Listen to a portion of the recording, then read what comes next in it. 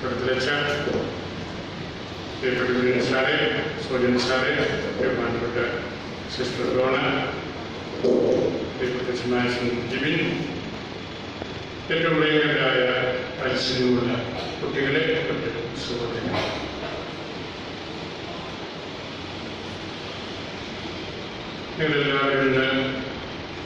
പ്രണയകാലത്ത് കുൻസാമയുടെ ജീവിതത്തിൻ്റെ ചുറ്റും ഈ ഒരു ക്യാമ്പിൽ പങ്കെടുക്കാനായിട്ട് എത്തിച്ചേർന്നവരാണ്, ക്ഷണിക്കപ്പെട്ടവരാണ്. നിങ്ങൾ ആ അർത്ഥത്തിൽ ഭാഗ്യപ്പെട്ടവരാണ് എന്ന് ഞാൻ കരുതുകയാണ്. വെക്കേഷൻ കാലത്ത് ധാരാളം കുട്ടികൾ അവധിക്കാലം ആഘോഷിച്ച് വീട്ടിൽ താമസിക്കുന്ന ഈ സമയത്ത് അവരിൽ നിന്ന് തിരഞ്ഞെടുക്കപ്പെട്ടവരായിട്ട് വന്നവരാണ് നിങ്ങൾ. വീട്ടിൽ നിന്ന് മാറി താമസിക്കുന്നതിൻ്റെ അല്പം അസ്വസ്ഥതയൊക്കെ ചിലപ്പോൾ കാണാം, ഇല്ലേ? വീട്ടിൽ അമ്മയുടെ കൂട്ടത്തിൽ, പപ്പായുടെ കൂട്ടത്തിൽ, മറ്റ് സഹോദരങ്ങളുടെ കൂട്ടത്തിൽ ആയിരിക്കുമ്പോൾ കുറച്ചുകൂടി എളുപ്പമുണ്ട്. എന്നാലും ഇവിടെ നല്ല സിസ്റ്റേഴ്സും അച്ഛന്മാരും ഒക്കെ നിങ്ങളെ നോക്കാനും നിരീക്ഷിക്കാനും എല്ലാവരും ഉണ്ട്. അതുകൊണ്ട് വീട്ടിൽ നിന്ന് മാറി നിൽക്കുന്നതിൻ്റെ ഒരു വിഷമമൊന്നും മനസ്സിലാക്കണ്ട. നല്ലതുപോലെ വയറ് നിറച്ച് ഭക്ഷണം കഴിക്കണം, നല്ലതുപോലെ പരിശുദ്ധ കുർബാനയിൽ പങ്കെടുക്കണം, കഴിവുള്ളിടത്തോളം ക്ലാസ്സിൽ ഉറങ്ങാതിരിക്കണം, നല്ല ആക്റ്റീവായിട്ട് പെരുമാറണം. ഇങ്ങനെയുള്ള കാര്യങ്ങളൊക്കെയാണ് ക്യാമ്പിൽ വരുമ്പോൾ നമ്മൾ പരിഗണനയിലെടുക്കേണ്ടത്. ക്യാമ്പിൽ ഇവിടെ വന്നിരിക്കുമ്പോൾ എപ്പോഴും നമ്മൾ വീട്ടിലെ കാര്യം ഓർക്കൊണ്ടിരിക്കുന്നത് കേട്ടല്ലോ. ഇവിടെ ആയിരിക്കുമ്പോൾ ഇവിടെ പറയുന്ന കാര്യങ്ങളെ കുറിച്ച് ചിന്തിക്കുകയും ശ്രദ്ധിക്കുകയും അങ്ങനെ നിങ്ങളുടെ ചിന്തകളും നിങ്ങളുടെ സാന്നിധ്യവും എല്ലാം നല്ലതുപോലെ ഇവിടെ ഈ മാതൃഭവനത്തിൽ നമ്മളുടെ യുവതിയുടെ പ്രധാനപ്പെട്ട ഈ വീട്ടിൽ ആയിരിക്കണം. അങ്ങനെയാണ് നമുക്ക് ഇതിൻ്റെ നല്ല കാര്യങ്ങൾ ഉൾക്കൊള്ളാൻ സാധിക്കുന്നത്. നിങ്ങൾ 100ഓളം കുട്ടികൾ, 90-ലധികം കുട്ടികൾ ഇവിടെയുണ്ട്. നിങ്ങൾക്ക് എല്ലാവർക്കും ഞാൻ ഓരോ കൊന്ത ഉച്ചയ്ക്ക് കൊടുത്തുവിടുന്നുണ്ട്. പിള്ളേരെ കൊന്ത വീട്ടിൽ കൊണ്ടുപോയി യാത്രയുടെ സമയത്ത് എടുക്കുകയും ഉപയോഗിക്കുകയും ഒരിക്കലും നഷ്ടപ്പെടാതെ സൂക്ഷിച്ചു വേണം കേട്ടോ. ഞാൻ ഉച്ചയ്ക്ക് ക്ഷമാശം കൊടുത്തുവിട്ടോളാം.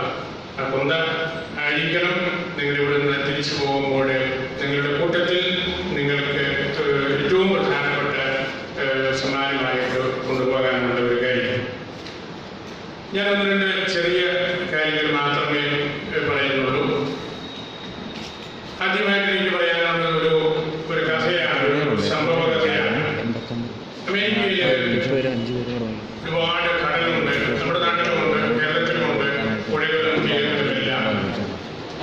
കടൽ തീരത്ത് നിങ്ങൾ പോയിട്ടുണ്ട്, സ്കൂളിൽ നിന്നൊക്കെ കടൽ തീരത്തൊക്കെ പോയിട്ടില്ലേ? ഉണ്ട്, കടൽ കണ്ടിട്ടുണ്ട്, കടൽ തീരത്ത് പോയിട്ടുണ്ട്. പോകാത്ത കുട്ടികൾ ആരും തന്നെ കാണുകയില്ല. ആരെങ്കിലും പോകാത്തവർക്ക് ഇനി നമുക്ക് അവസരമുണ്ട്. തിരുവനന്തപുരത്തും കോവളത്തും എല്ലാം ആലപ്പുഴയൊക്കെ പോകാനുള്ള അവസരങ്ങൾ ഇനിയുണ്ടല്ലോ. കടൽ തീരത്ത് നമ്മൾ കാണുന്ന ഒരു കാര്യം, വലിയ ഓളങ്ങൾ വന്നു വരുമ്പോൾ കുറേ മീന് ഇങ്ങനെ മണൽ പുറത്തുള്ള തീരത്തേക്ക് വന്ന് കയറി കിടക്കും. അതിങ്ങനെ പടഞ്ഞ് ചാറായി കിടക്കുകയാണ്. ഒരു വലിയൊരു മനഃശാസ്ത്ര വിദഗ്ധൻ, അമേരിക്കക്കാരനും, അദ്ദേഹത്തിൻ്റെ ഒരു പുസ്തകത്തിൽ ഈ ഒരു സംഭവമാണ് വിളിക്കുന്നത്. ഇങ്ങനെ തിരയടിച്ച് തീരത്തേക്ക് വന്ന് കയറിക്കൊണ്ടിരിക്കുന്ന ഒരുപാട് മീന്. ഒരു മനുഷ്യനതിൽ നടക്കുകയാണ്, ഒരു പ്രായത്തിലുള്ള. അപ്പോൾ അദ്ദേഹം കണ്ട ഒരു കാഴ്ച, ഒരു ചെറുപ്പക്കാരൻ അതിലേക്ക് ഓടി വന്ന് ആ മീനെ പറ്റുന്നിടത്തോളം പിടിച്ച് കടലിലേക്ക് ഇടുകയാണ്. നമ്മുടെ കൊട്ടക്കകത്തോട്ട് ഇടാൻ പോകും. ആ വ്യക്തി ആ മീനെ പെറുക്കി കടലിലേക്ക് ഇടുകയാണ്. വലിയ കടൽ തീരമാണ്. അപ്പോൾ ആ നടന്നുകൊണ്ടിരുന്ന ആ പ്രായം ചെന്ന കാരണവർ ചോദിച്ചു, താങ്കൾ എന്താണ് ഈ ചെയ്യുന്നത്? ഇതുകൊണ്ട് എന്ത് പ്രയോജനമുണ്ട്? എത്ര മീനെ നമുക്ക് പിടിച്ച് കടലിലേക്ക് എറിയാനായിട്ട് സാധിക്കും വീണ്ടും? അപ്പോൾ ആ മനുഷ്യൻ പറഞ്ഞു, ഏറ്റവും ചുരുങ്ങിയത് ഞാൻ ഈ എൻ്റെ അധ്വാനം കൊണ്ടെടുക്കാൻ സാധിക്കുന്ന 10-15 പേരെയെങ്കിലും, 10-15 മത്സ്യങ്ങളെയെങ്കിലും എനിക്ക് രക്ഷിക്കാനായിട്ട് സാധിക്കുമല്ലോ. അവർക്കൊരു പുതുജീവൻ കൊടുക്കാനായിട്ട് പറ്റുമല്ലോ. അതാണ് ഈ ക്യാമ്പിൽ നിങ്ങൾ പങ്കെടുക്കുമ്പോൾ എനിക്ക് തോന്നുന്നതാണ്. നമ്മളുടെ യുവതിയിൽ ധാരാളം കുട്ടികളുണ്ട്, നിങ്ങളുടെ ഇടവകയിലും ഒരുപാട് ആളുകളുണ്ട്. എങ്കിലും അവരിൽ നിന്ന് തെരഞ്ഞെടുക്കപ്പെട്ടവരായിട്ട് ഇവിടെ വന്ന നിങ്ങൾക്ക് ഇതൊരു പുത്തൻ ജീവനാണ്. കാരണം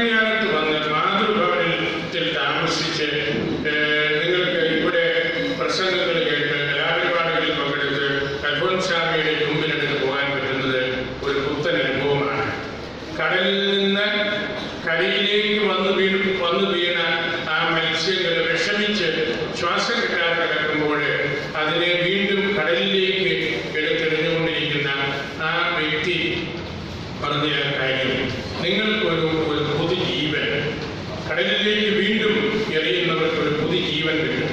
നിങ്ങൾ ഈ ക്യാമ്പിൽ പങ്കെടുക്കുമ്പോൾ നിങ്ങൾക്കത് ഐശ്വര്യമാണ്, കൂടുതൽ ഉന്മേഷം കിട്ടും, കൂടുതൽ ഉത്സാഹം കിട്ടും. കത്തോലിക്ക സഭയുടെ കാര്യങ്ങളെക്കുറിച്ച് കൂടുതലായിട്ട് നിങ്ങൾക്ക് പഠിക്കാൻ, മനസ്സിലാക്കാൻ ഒക്കെയുള്ള നല്ല അവസരങ്ങളുണ്ടാകും. അതുകൊണ്ട് നിങ്ങളുടെ ഈ ദിവസങ്ങളിൽ ഇവിടുത്തെ താമസം ഏറ്റവും പ്രധാനപ്പെട്ട ഒരു കാര്യമായിട്ട് നിങ്ങൾ എല്ലാവരും പരിഗണനയിൽ എടുക്കണമെന്ന് നിങ്ങളോട് ഞാൻ പ്രത്യേകമായിട്ട് പറയുകയാണ്. എനിക്ക് 2-3 കുഞ്ഞു കാര്യങ്ങൾ നിങ്ങളോട് പറയാനുള്ളത്, ഈ ക്യാമ്പുകളിലൊക്കെ വരുമ്പോൾ ഞാൻ ആദ്യം സൂചിപ്പിച്ചതുപോലെ നിങ്ങൾ വീടിനെ കുറിച്ച് ഓർക്കാണ്ട് ഇവിടെയുള്ള നിങ്ങൾ പരസ്പരം കണ്ടുമുട്ടുന്നതിനെ കുറിച്ച് ഓർക്കണം. നമുക്ക് ഈ 100 കുട്ടികളുമായിട്ട് അങ്ങോട്ടും ഇങ്ങോട്ടും കാണാനും വർത്തമാനം പറയാനും ഒന്നിച്ചിരുന്ന് പഠിക്കാനും പ്രാർത്ഥിക്കാനും ഒക്കെയുള്ള അവസരമാണ്. അതുകൊണ്ട് ഈ മാതൃഭവനത്തിലുള്ള നമ്മുടെ ഈ സമ്മേളനത്തിലെ അംഗങ്ങൾ തമ്മിലുള്ള ഒരു വലിയ വ്യക്തിബന്ധം വളർത്താനുള്ള അവസരമായിട്ട് ഇതിനെ എടുക്കണം. രണ്ടാമത് എനിക്ക് നിങ്ങളോട് പറയാനുള്ളത്, നിങ്ങൾ നല്ലതുപോലെ പ്രാർത്ഥിക്കണം. നല്ലതുപോലെ പ്രാർത്ഥിക്കണം. എല്ലാ ദിവസവും നിങ്ങളുടെ വീടുകളിൽ പ്രാർത്ഥനയുണ്ടല്ലേ? ഉണ്ട്, എല്ലാ ദിവസവും ഉണ്ട്. സന്ധ്യാപ്രാർത്ഥന നടത്താത്ത ഒരു വീടും കാണുകയില്ല. നിങ്ങളെല്ലാവരും പ്രാർത്ഥിക്കുന്ന വീട്ടിൽ നിന്ന് വരുന്നവരാണ്, സുവിശേഷം വായിക്കുന്ന വീട്ടിൽ നിന്ന് വരുന്നവരാണ്. അത് തന്നെയാണ് ഏറ്റവും വലിയ ഐശ്വര്യം. നല്ലതുപോലെ നിങ്ങൾ പ്രാർത്ഥിക്കണം. സ്വന്തം നമസ്കാരങ്ങളെല്ലാം പഠിക്കണം, മറ്റു പ്രാർത്ഥനകൾ, സുവിശേഷം വായിക്കാൻ പഠിക്കണം, ലേഖനങ്ങൾ വായിക്കാൻ പഠിക്കണം. അങ്ങനെ നല്ല വായനാശീലം നിങ്ങൾക്ക് എല്ലാവർക്കും ഉണ്ടാകണം. നല്ലതുപോലെ വായിക്കണം. ചില കുട്ടികൾ ധാരാളം വായിക്കുന്നവരുണ്ട്, നന്നായിട്ട് വായിക്കുന്നവരുണ്ട്. പത്രം വായിക്കും, മാസികകൾ വായിക്കും, സ്കൂളിൽ പഠിപ്പിക്കുന്ന പുസ്തകങ്ങൾക്ക് പുറമെ മറ്റ് വായനകൾ, കേൾവികൾ എല്ലാം കാത്ത് സൂക്ഷിക്കുന്നവരുണ്ട്. അങ്ങനെ നല്ല അധ്വാനശീലരായ കുട്ടികളായിട്ട് നിങ്ങൾ വളരണം. അതാണ്, അധ്വാനിക്കുന്നവരാണ്, പണിയെടുക്കുന്നവരാണ്. ജോലി ചെയ്യാനായിട്ട് ഒരു വിഷമവും ഉണ്ടാകരുത്. മനസ്സ് വേണം. ഏത് കാര്യവും നിങ്ങൾക്ക് ചെയ്യാനായിട്ട് നിങ്ങൾ തയ്യാറാകണം, അധ്വാനിക്കണം, പണിയെടുക്കണം.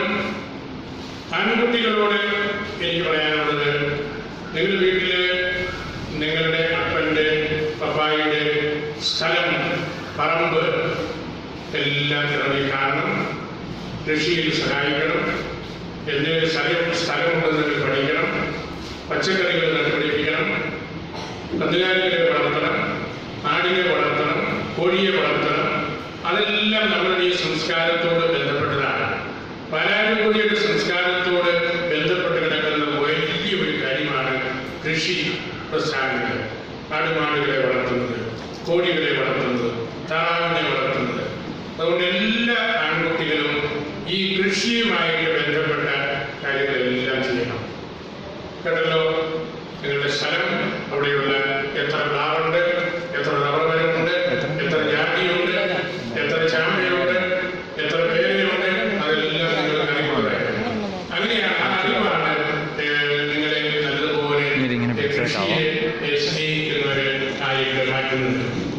പെൺകുട്ടികളോട് എനിക്ക് പറയാനുള്ളത്, നിങ്ങൾ നല്ലതുപോലെ നിങ്ങളുടെ വീടിൻ്റെ അടുക്കള പരിചയപ്പെടണം. അടുക്കള കയറിയില്ലേ? ഇല്ല. അടുക്കളയിൽ കയറി ഭക്ഷണം കഴിക്കാൻ മാത്രം പോരാ, അമ്മ ഉണ്ടാക്കുന്ന എല്ലാ കാര്യങ്ങളും പാചകം നല്ലതുപോലെ പഠിക്കണം. കാപ്പി ഉണ്ടാക്കാൻ, ചായ ഉണ്ടാക്കാൻ, മുളക് വയ്ക്കാൻ, ദോശ ചൂടാൻ, കപ്പ വേവിക്കാൻ, ചക്ക വേവിക്കാൻ, മറ്റ് പലഹാരങ്ങൾ ഉണ്ടാക്കാൻ, അങ്ങനെ എല്ലാ കാര്യങ്ങളും നിങ്ങൾ പഠിക്കണം. അടുക്കള, വീടിൻ്റെ അടുക്കള ഭാഗം നല്ലതുപോലെ പരിചയപ്പെടണം. കേട്ടല്ലോ? ഇതാണ് പിതാവ് വന്ന് പഠിപ്പിച്ചത് നിങ്ങൾ വീട്ടിലെന്ന് പറയണം. പിതാവ് ക്ലാസ്സിലെടുക്കാൻ വന്നപ്പോൾ അടുക്കളയിൽ കയറി പാചക കാര്യങ്ങളെല്ലാം പഠിക്കണമെന്ന് നിർബന്ധമായി പറഞ്ഞുകൊണ്ട് നിങ്ങൾ വീട്ടിലെന്ന് പറയണം. കേട്ടല്ലോ? അത് വളരെ പ്രധാനപ്പെട്ട ഒരു കാര്യമാണ്. പാചകം അറിയത്തില്ലാത്ത ഒരു പെൺകുട്ടിയെയും കല്യാണം കഴിച്ചുവിടാൻ കൂടില്ല. അതാണ് എനിക്ക് വലിയ പ്രശ്നം. കല്യാണം കഴിഞ്ഞ് പിറ്റേ ദിവസം ഞാൻ വീട്ടിൽ ഭക്ഷണത്തിൻ്റെ സമയമാകുമ്പോൾ കടയിൽ പോയി പപ്സ് മേടിക്കാമെന്ന് പറഞ്ഞാൽ